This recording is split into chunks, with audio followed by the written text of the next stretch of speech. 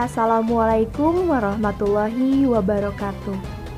Kami dari kelompok 8 mata kuliah Pendidikan Agama Islam kelas D jurusan akuntansi akan menjelaskan materi bab 8 mengenai muamalah interaksi dalam Islam.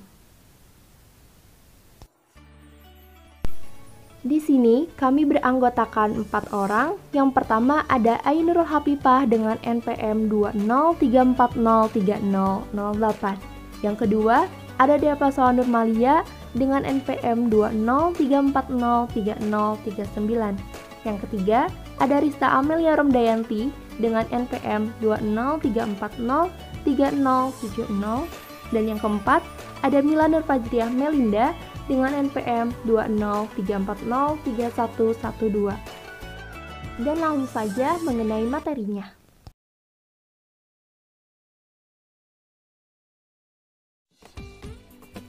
Islam adalah salah satunya agama yang menyediakan pedoman dan aturan hidup bagi seluruh manusia. Kehidupan manusia sebagian besar diisi dengan aktivitas muamalah. Dalam arti luas ialah ibadah. Dan sebaliknya, sebagian kecil juga diisi dengan aktivitas ibadah. Dalam arti kecil, ialah seperti sholat, puasa, zakat, dan haji. Dengan demikian, ajaran yang lengkap dan menyeluruh ini sebagian besar mengatur tentang muamalah. Pada poin A, di sini ada konsep dasar muamalah, yaitu secara bahasa, kata muamalah berasal dari bahasa Arab. Ialah dari lafadz muamalah, dari asal kata amilun atau fi'il madi, yu'amilu atau fi'il mudhari, dan muamalah masdar yang berarti saling bertindak, saling berbuat, saling melakukan, dan saling menukar. Poin yang pertama ada muamalah dalam arti luas, ialah aturan Allah Subhanahu wa Ta'ala yang mengatur hubungan manusia dan usaha mereka dalam mendapatkan kebutuhan jasmani dengan jalan yang terbaik. Poin kedua yaitu muamalah dalam arti sempit, ialah kegiatan tukar-menukar barang dengan sesuatu yang bermanfaat dan menggunakan cara-cara yang sesuai dengan aturan Islam. Poin B, yaitu terdapat ruang lingkup muamalah, yang mana mencakup dua aspek. Yang pertama, ada al-muamalah al-adabiyah, ialah yang berhubungan dengan kegiatan adab dan akhlak. Muamalah adabiyah mencakup seperti ijab qabul, saling meridhoi, tidak ada keterpaksaan dari salah satu pihak, hak dan kewajiban, kejujuran, dan segala sesuatu yang bersumber dari indera manusia yang ada kaitannya dengan peredaran harta dalam hidup bermasyarakat.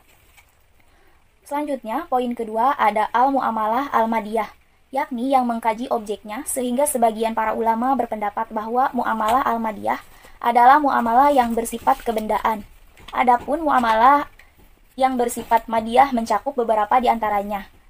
Yang pertama, poin A, al-ba'i al-tijaroh atau jual beli, merupakan transaksi atau tindakan yang telah disyariatkan oleh agama Islam dalam arti telah ada hukumnya yang jelas dalam Islam. Poin B ada al-rahan atau gadai, ialah menjadikan suatu benda yang mempunyai nilai harta dalam pandangan syara untuk kepercayaan atau suatu utang, sehingga memungkinkan mengambil seluruh atau sebagian utang dari benda itu.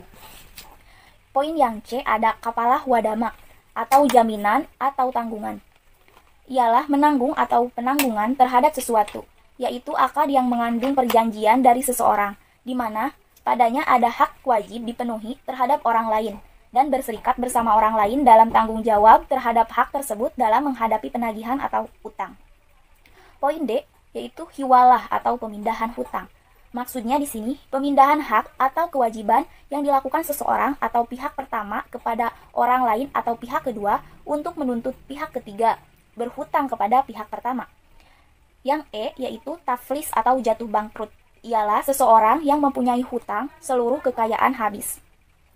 Dan poin F yaitu ada al-syirkah atau perseroan, yang mana dibangun atas prinsip perwakilan dan kepercayaan, karena masing-masing pihak yang telah menanamkan modalnya dalam bentuk saham kepada perseroan berarti telah memberikan kepercayaan kepada perseroan untuk mengelola saham tersebut. Adapun beberapa objek kajian hukum muamalah. Yang pertama yaitu hak, yang kedua benda dan kepemilikan, dan yang terakhir yaitu akad. Materi selanjutnya ada poin C, yaitu prinsip-prinsip dalam bermuamalah. Adapun prinsip-prinsip tersebut yaitu yang pertama, Segala bentuk muamalah pada dasarnya adalah mubah atau boleh, kecuali jika ada nas Al-Quran dan hadis Nabi yang melanggarnya. Yang kedua yaitu masalah muamalah termasuk pada urusan duniawi, yang mana artinya urusan muamalah berbeda dengan urusan ibadah, di mana dalam ibadah semua perbuatan dilarang kecuali perbuatan tersebut ada perintahnya. Sedangkan dalam muamalah semuanya boleh atau mubah dilakukan, kecuali perbuatan itu ada larangannya. Poin yang ketiga yaitu muamalah harus dilakukan atas dasar sukarela tanpa mengandung unsur-unsur paksaan.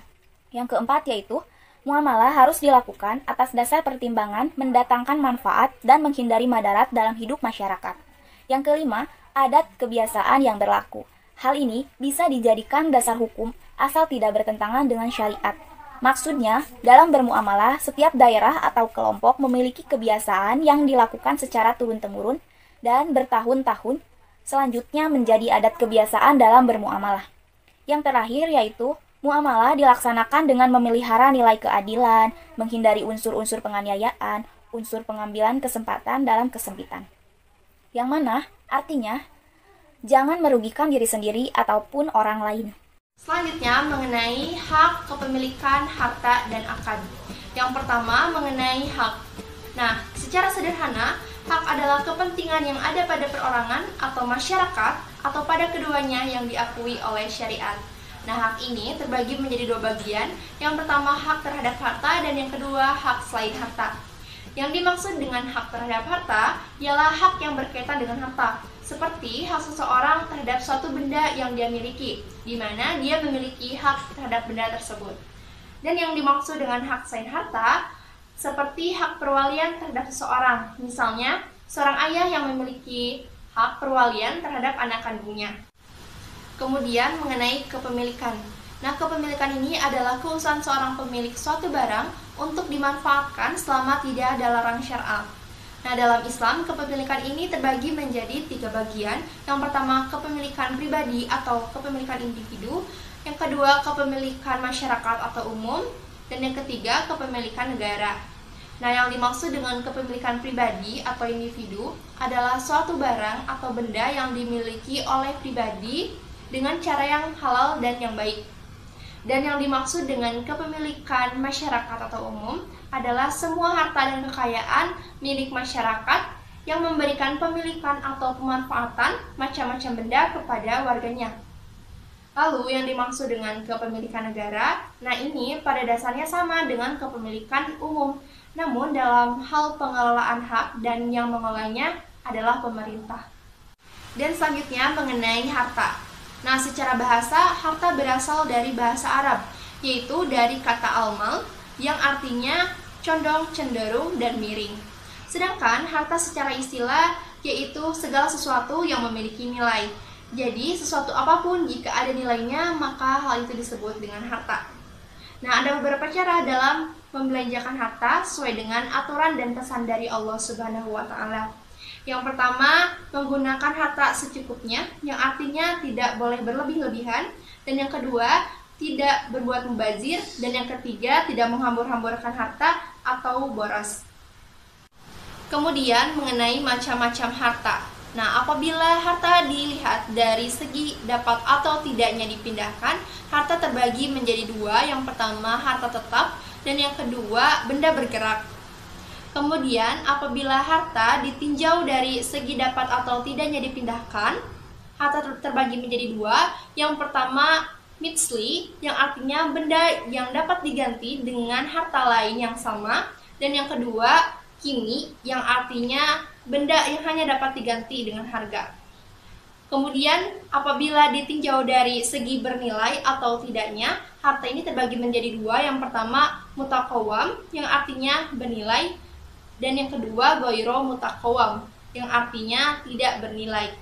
Kemudian, mengenai akad. Akad diartikan sebagai suatu perikatan antara ijab dan qabul dengan cara yang dibenarkan oleh syar'a, yang menetapkan adanya akibat-akibat hukum pada objeknya, di mana dasar hukum dari akad ini ada pada Quran Surat Al-Ma'idah ayat 1. Macam-macam akad atau transaksi secara garis besar dibagi menjadi 2 bagian. Yang pertama ada akad menurut tujuannya, yang kedua akad menurut keabsahannya. Mari kita bahas satu-satu. Yang pertama, akad menurut tujuannya. Itu ada dua. Yang ke satu, akad tabaru. Akad tabaru adalah akad nirlaba yang dimaksud untuk menolong dan murni semata-mata karena mengharapkan ridho Allah Subhanahu wa Ta'ala. Contoh dari akad ini yaitu hibah, wakaf, wasiat, dan bisa dilihat masih banyak lagi. Yang kedua ada akad tijari. Akad tijari adalah akad yang bertujuan untuk mencari dan mendapatkan keuntungan, di mana rukun dan syarat. Selanjutnya, ada akad menurut keabsahannya. Akad menurut keabsahannya juga dibagi jadi beberapa. Yang pertama ada akad sohih. Akad sohih adalah akad yang mematuhi semua rukun dan syaratnya. Akibat hukumnya adalah perpindahan barang, misalnya dari penjual ke pembeli, dan perpindahan harga uang dari pembeli ke penjual. Seperti itu ya, untuk akad sohih. Yang kedua, ada akad fasid. Akad fasid adalah akad yang semua rukunnya terpenuhi, namun ada syarat yang tidak terpenuhi. Yang ketiga, ada akad batil. Akad batil adalah akad di mana salah satu rukunnya tidak terpenuhi. Otomatis syaratnya pun tidak terpenuhi. Akibatnya, akad ini tidak menimbulkan hukum perpindahan harta. Tidak menimbulkan perpindahan harta, tidak menimbulkan perpindahan uang, tidak menimbulkan juga perpindahan benda dari kedua belah pihak. Selanjutnya, ada rukun dan syarat akad. Kita bahas satu-satu ya. Yang pertama, rukun akad. Rukun akad itu ada 4, teman-teman. Yang ke satu, akid. Akid adalah orang yang mau melaksanakan akad. Masing-masing terdiri dari 1 orang atau lebih. Yang kedua, makud alaih. Makud alaih adalah benda yang mau diakadkan. Contoh, kita mau melakukan akad jual beli. Jadi harus ada benda yang mau diperjualbelikan. Kita mau melakukan akad hibah. Jadi harus ada benda yang mau dihibahkan. Begitupun kita kalau mau melaksanakan akad gadai. Nah, itu juga harus ada benda yang mau digadaikan. Seperti itu. Rukun yang ketiga, maudu al-aqd. Maudu al-aqd adalah tujuan. Jadi, kalau kita mau melaksanakan akad, kita harus punya tujuan dulu. Tujuannya itu harus sama, harus saling bermanfaat satu sama lain. Karena kalau tujuannya berbeda, itu tidak bisa dilaksanakan akad. Selanjutnya, rukun yang keempat, yaitu sigot al-aqd, ialah ijab qabul. Ijab ialah permulaan penjelasan yang keluar dari salah seorang yang berakad sebagai gambaran hendaknya dalam mengadakan akad. Disusul dengan qabul adalah perkataan yang keluar dari pihak yang berakad pula yang diucapkan setelah adanya ucapan ijab.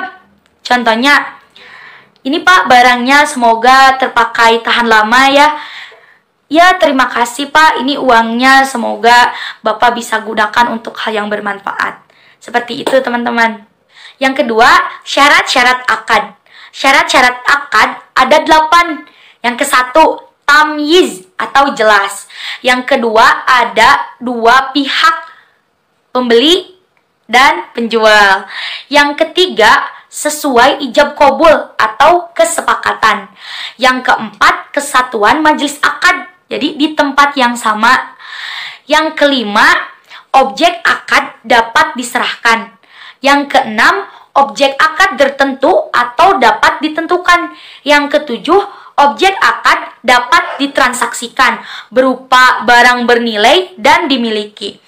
Dan yang terakhir, yang kedelapan, tujuan akad tidak bertentangan dengan syarat Selanjutnya, kita akan membahas mengenai cara-cara berakad. Cara-cara berakad dalam Islam itu ada 4. Yang ke-1, akad tulisan atau kitabah. Akad ini terjadi misalnya karena 2 orang akid, pelaku berakad itu berjauhan tempatnya, sehingga ijab qabul dilakukan secara kitabah atau tulisan. Yang kedua, ada akad dengan cara isyarat. Misalnya, pada orang yang tidak bisa bicara maupun nulis, maka akad tersebut bisa dilaksanakan dengan cara isyarat. Selanjutnya, akad dengan cara perbuatan. Cara lain untuk membentuk akad selain dengan cara lisan dan tulisan itu ada juga dengan perbuatan. Yang keempat, ada akad lisan al-hal. Menurut sebagian ulama, apabila seseorang meninggalkan barang-barang di hadapan orang lain, kemudian orang lain tadi itu berdiam diri, maka itu dipandang telah terjadi akad ida atau titipan. Pembahasan kita selanjutnya itu mengenai sistem ekonomi Islam. Seperti yang kita ketahui, teman-teman, sistem ekonomi itu ada sistem ekonomi Islam dan sistem ekonomi konvensional. Pada video kali ini kita akan membahas mengenai sistem ekonomi Islam. Dimulai dari pengertian. Sistem ekonomi Islam adalah ilmu yang mempelajari tentang perilaku ekonomi manusia yang diatur berdasarkan aturan agama Islam, yang didasari dengan tauhid sebagaimana yang sudah dirangkum dalam rukun iman dan rukun Islam. Sistem ekonomi Islam juga bisa diartikan sebagai ilmu pengetahuan sosial yang mempelajari ekonomi berdasarkan prinsip dan nilai-nilai Islam. Dikutip dari buku karangan Saifullah tahun 2018 halaman 77. Setelah kita tahu dari yang pertama itu pengertian sistem ekonomi Islam, kita berlanjut ke poin yang kedua, prinsip-prinsip sistem ekonomi Islam. Prinsip sistem ekonomi Islam itu ada 5. Yang pertama, berbagai sumber daya dipandang sebagai pemberian atau titipan dari Allah Subhanahu wa taala kepada manusia. Yang kedua, Islam mengakui bahwa kepemilikan pribadi dalam batas-batas tertentu. Yang ketiga, kekuatan penggerak utama ekonomi Islam adalah kerjasama. Yang keempat, keadilan. Islam menolak terjadinya akumulasi kekayaan yang dikuasai oleh segelintir orang. Yang kelima, ekonomi Islam menjamin kepemilikan masyarakat dan penggunaannya untuk bermanfaat. Beranjak ke poin ketiga, yaitu ciri-ciri sistem ekonomi Islam. Jadi, sistem ekonomi Islam itu mempunyai ciri yang bisa membedakan sistem ekonomi Islam dengan sistem ekonomi konvensional. Ciri dari sistem ekonomi Islam itu cirinya terdapat 6. Yang pertama, akidah sebagai substansi inti yang menggerakkan dan mengarahkan ekonomi. Yang kedua, syariah sebagai batasan untuk memformulasikan keputusan ekonomi. Yang ketiga, itu akhlak berfungsi sebagai parameter dalam proses optimalisasi kegiatan ekonomi. Yang keempat, kepemilikan multijenis. Prinsip ini adalah terjemahan dari nilai tauhid pemilik primer langit, bumi, dan isinya adalah Allah. Sedangkan manusia hanya menerima titipan saja. Yang kelima, kebebasan bertindak atau berusaha. Prinsip ini pada setiap muslim, khususnya pelaku bisnis ekonomi. Yang keenam, atau terakhir adalah keadilan sosial. Sistem yang baik adalah sistem yang tegas dan secara konsisten menjalankan prinsip-prinsip keadilan. Pembahasan selanjutnya yaitu manfaat sistem ekonomi Islam. Yang pertama, apabila sistem ekonomi konvensional, baik kapitalisme maupun sosialisme, menafikan nilai-nilai moral atau agama dalam perekonomian. Sistem ekonomi Islam memegang nilai-nilai tersebut pada perekonomian. Yang kedua, sangat memperhatikan kepemilikan individu, tetapi tetap memiliki batasan-batasan yang diatur sesuai dengan syariat Islam. Yang ketiga, negara merupakan salah satu instansi penting dalam perekonomian, salah satu posisi sentral dalam perekonomian. Negara berperan sebagai pembuat kebijakan dan melakukan fungsi pengawasan agar tidak terjadi distorsi dalam perekonomian. Yang keempat, memiliki sistem yang baik bagi pemerataan dalam distribusi pendapatan melalui instrumen zakat, infak, dan sedekah dari kelompok kaya kepada kelompok miskin. Yang kelima, setiap individu dalam sistem ekonomi Islam akan termotivasi untuk bekerja keras. Dalam setiap ajaran agama menganjurkan bekerja sebagai kunci kesuksesan seorang individu. 5. Ragam transaksi Islam di era modern. Pada era teknologi dan informasi, mayoritas transaksi berbasis online. Akibatnya, perdagangan menjadi digital yang kalau sudah berbasis digital tidak akan dibatasi oleh ruang, waktu, dan tempat. Jadi, walau jaraknya berjauhan, maka transaksi bisa dilakukan secara online. Ada beberapa model transaksi modern yang direspons oleh fikih muamalah, diantaranya sebagai berikut. A. Transaksi perbankan. Secara garis besar, bank berfungsi sebagai intermediasi yang menggerakkan dana dari masyarakat dan menyalurkan kembali dana tersebut kepada masyarakat yang membutuhkannya dalam bentuk fasilitas pembiayaan. Adapun perbedaan pokoknya terletak pada jenis keuntungan yang diambil oleh bank dari transaksi yang dilakukannya. Apabila bank konvensional keuntungannya dari bunga, maka bank syariah keuntungannya dari imbalan baik berupa jasa, maupun markup atau profit margin, serta bagi hasil. B. Transaksi asuransi. Ada beberapa cara yang dilakukan manusia untuk menangani resiko saat terjadinya musibah. Pertama, dengan cara menanggungnya sendiri. Kedua, mengalihkan resiko kepada pihak lain. Dan yang ketiga, mengelolanya secara bersama-sama. Berapa perbedaan antara asuransi syariah dengan asuransi konvensional, diantaranya perbedaannya sebagai berikut. 1. Perjanjian. Asuransi syariah memakai akad hibah dengan konsep saling menolong, sama-sama tidak mengharap imbalan. Sementara asuransi konvensional mirip transaksi jual beli, sama-sama mengharapkan bisa mendapatkan keuntungan yang besar dan kerugian yang kecil. 2. Dana. Asuransi syariah, dananya dimiliki semua peserta asuransi. Perusahaan hanya menjadi pengelola dana, tidak punya hak memiliki. Sementara konvensional dana premi atau nasabah yang dibayarkan menjadi milik perusahaan, karena konsepnya jual beli sehingga bebas mau dialokasikan untuk apapun juga asal sesuai dengan perjanjian. 3. Pengelolaan dana. Dalam asuransi syariah, dana semaksimal mungkin diolah untuk keuntungan atau kepentingan peserta asuransi dan pengelolaannya juga lebih transparan. Sedangkan asuransi konvensional, perusahaan secara sepihak menetapkan premi dan biaya lain, misalnya administrasi, untuk mendapat keuntungan sebesar-besarnya. 4. Bagi hasil asuransi syariah, keuntungan yang didapat dari pengelolaan dana asuransi akan dibagi untuk semua peserta dan perusahaan asuransi secara merata. Sementara konvensional, keuntungan dari kegiatan asuransi sepenuhnya jadi milik perusahaan. 5. Ada zakat asuransi syariah, peserta wajib membayar zakat yang diambil dari jumlah keuntungan perusahaan. Sementara asuransi konvensional tidak ada zakat. 6.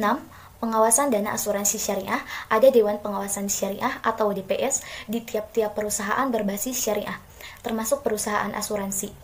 Tugasnya mengawasi perusahaan itu, sementara asuransi konvensional pengawasan dana dilakukan secara internal oleh manajemen. Tidak ada pihak luar yang bisa masuk. 7. Status dana asuransi syariah, dana yang disetor peserta asuransi bisa diambil kalau dalam perjalanannya tidak sanggup membayar hanya potongan kecil berupa dana tabarruk. Sementara asuransi konvensional, kalau tidak sanggup membayar, maka seluruh dana asuransi yang sudah disetorkan statusnya hangus, artinya tidak milik perusahaan. 8. Jenis investasi atau unit link, asuransi syariah dan asuransi unit link lainnya boleh diinvestasikan ke bidang yang tidak dinilai haram. Sementara asuransi konvensional, dana bebas diasuransikan di bidang manapun, asal potensinya besar mendatangkan keuntungan. C. Transaksi pasar modal. Pasar modal adalah tempat di mana modal diperdagangkan antara pihak yang memiliki kelebihan modal atau investor dengan orang yang memerlukan modal atau issuer untuk mengembangkan investasi. Pasar modal sama seperti pasar biasa pada umumnya, yaitu tempat bertemunya penjual dan pembeli dengan objek yang diperjualbelikan adalah hak kepemilikan perusahaan dan surat pernyataan hutang perusahaan. Sekian presentasi yang dapat kami sampaikan. Terima kasih atas perhatiannya. Mohon maaf apabila terdapat kesalahan dalam penyampaian materi. Wassalamualaikum warahmatullahi wabarakatuh.